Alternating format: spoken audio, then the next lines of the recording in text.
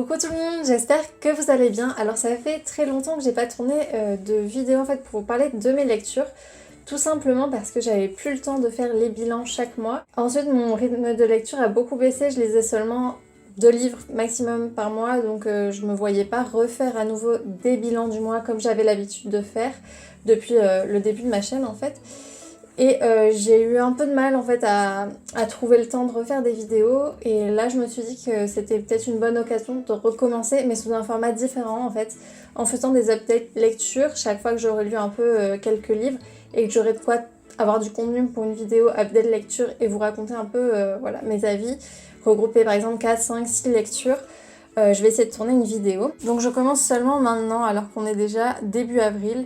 En fait le début de l'année a été vraiment très compliqué. J'ai été malade pendant un mois, ensuite j'ai perdu ma grand-mère.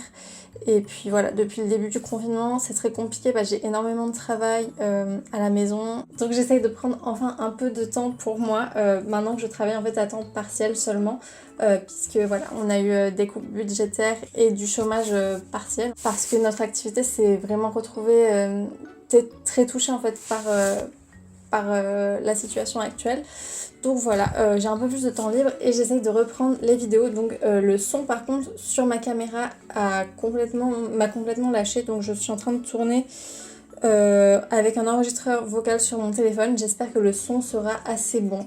Donc voilà, on va commencer de suite avec ma première lecture de l'année.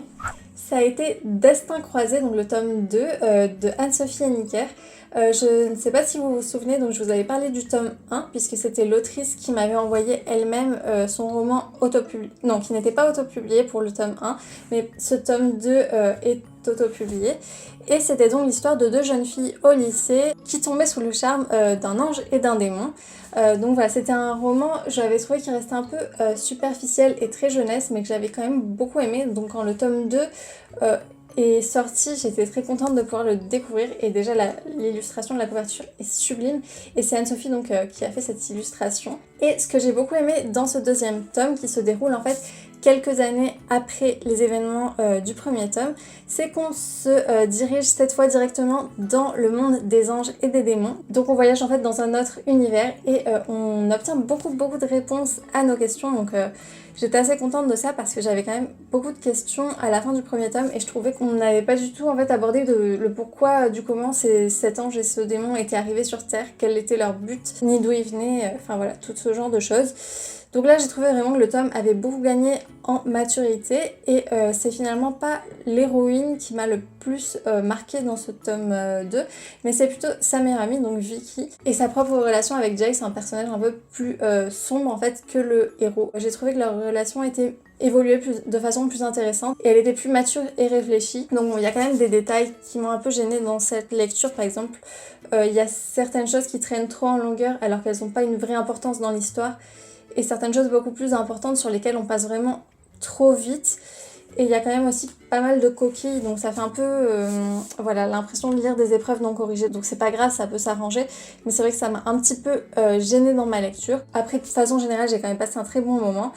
Et enfin, j'aurais vraiment aimé tout aimer parce que Anne-Sophie est juste adorable, j'adore discuter avec elle. Et enfin voilà, de toute façon, je suis très contente d'avoir découvert cet univers. Et si vous aimez les anges, les démons, le young adult, ce genre de choses, je pense que ça peut vous intéresser, surtout que c'est seulement en 2 tomes, donc c'est pas une grosse saga qui va traîner en longueur. Et je lui ai donné la note de 13 sur 20.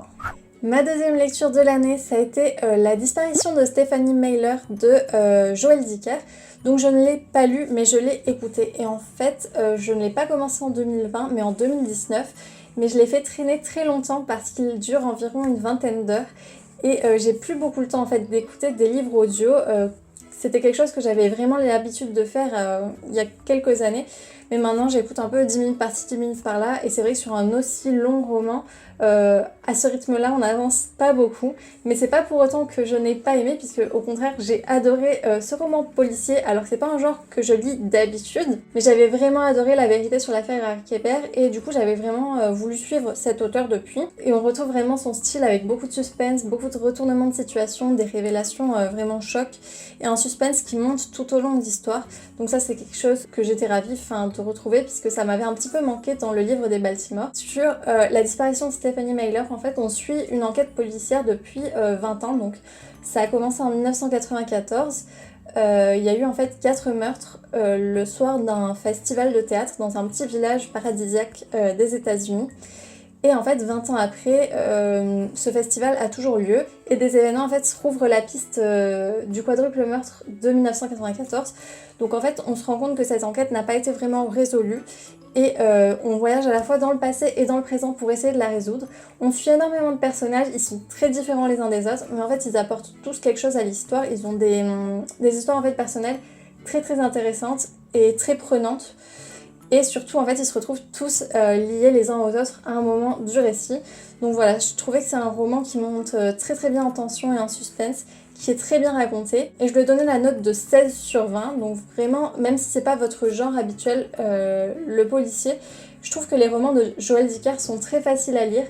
Et même s'ils sont très gros, en fait, ils sont tellement prenants que ça se lit tout seul et ça s'apprécie vraiment. Donc j'ai vraiment hâte de découvrir sa prochaine histoire.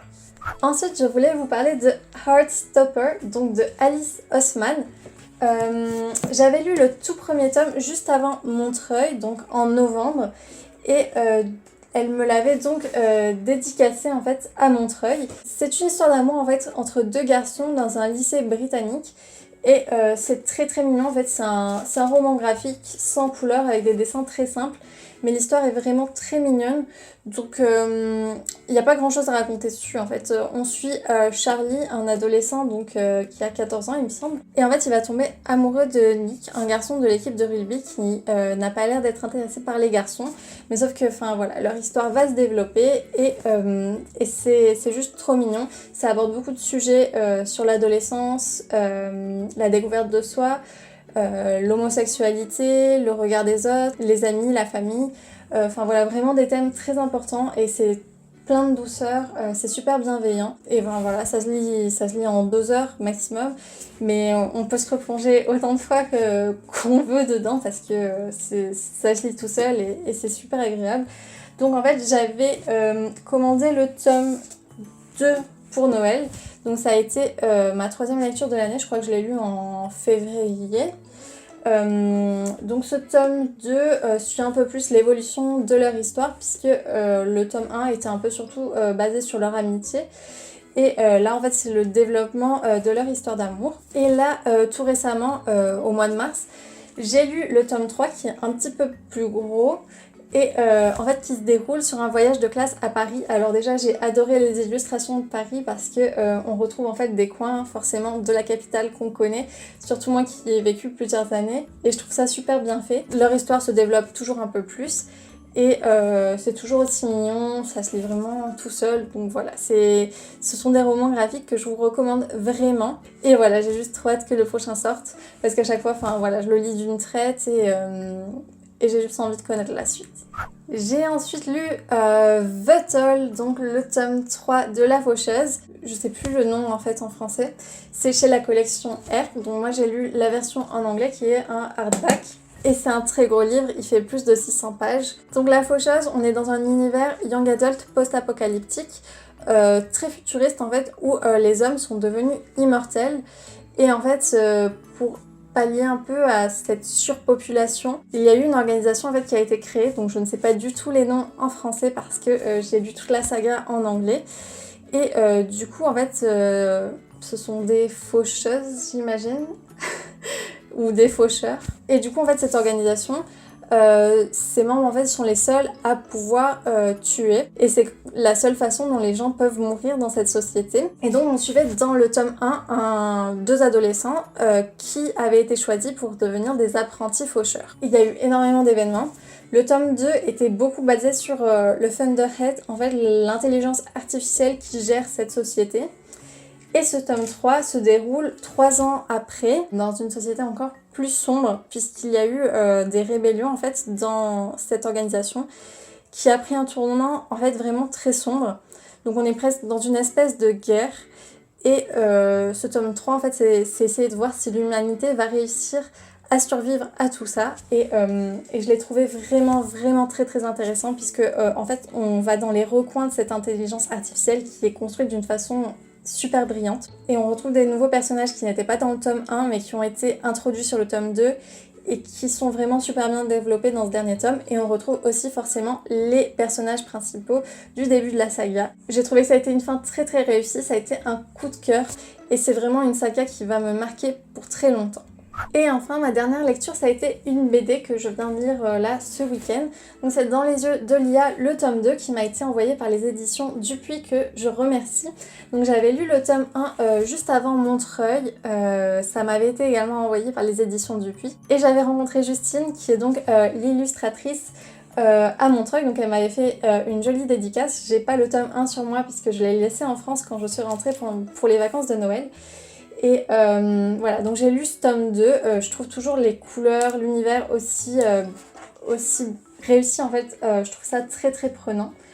Et c'est une enquête policière en fait sur une jeune fille qui est en stage en fait, dans un cabinet d'avocats pour essayer de découvrir la vérité sur son accident, puisqu'elle a eu un accident lorsqu'elle avait 17 ans et qu'elle se retrouve en fauteuil roulant depuis. Donc c'est très intéressant, on découvre vraiment cette enquête qui est super palpitante. Et ça se lit tellement vite, ce sont des BD de 64 pages si je me trompe pas.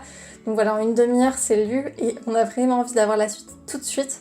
Donc c'est très compliqué en fait, je reste un petit peu sur ma faim parce que c'est un format qui est tellement court. Mais en même temps, je les trouve magnifiques ces BD. Donc je leur ai donné 4 étoiles à tous les deux parce que j'aimerais tellement pouvoir aller plus loin. Mais je trouve l'histoire et les illustrations absolument géniales. Donc voilà, pour moi c'est vraiment une BD super réussie et j'ai hâte de découvrir la suite. C'est déjà tout pour mes lectures en fait, de ce début d'année, donc pour mon premier update lecture. J'espère que ce format vous plaira et je vais continuer à en faire de temps en temps dès que j'aurai lu un peu quelques bouquins et que j'aurai assez de contenu pour. Donc je vous remercie d'avoir regardé cette vidéo, j'espère qu'elle vous aura plu et en attendant de vous retrouver très vite, je vous fais plein de bisous.